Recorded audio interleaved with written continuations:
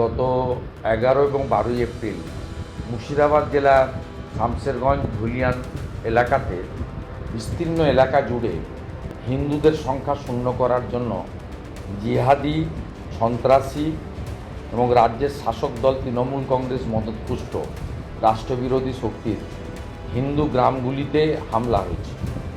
মন্দির কমিটিগুলির হাতে প্রাথমিকভাবে পুনর্নির্মাণের জন্য অর্থ তুলে দেওয়া হয়েছে। আগামী 30 তারিখ অক্ষয় তৃতীয়ার পুণ্য লগ্নে সকাল 10টার সময় পুরোহিতের মন্ত্রোচ্চারণের সাথে বিধর্মী জিহাদিদের হাতে এই মন্দিরগুলিতে যেভাবে অপবিত্র করার চেষ্টা হয়েছে তাকে সনাতনী প্রথা অনুযায়ী শুদ্ধিকরণের মাধ্যমে পুনর্নির্মাণের কাজ শুরু হতে চলেছে।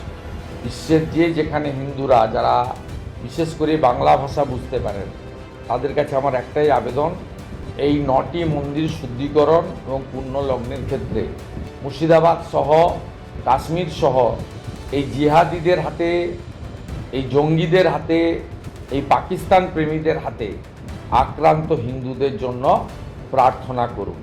হর হর মহাদেব।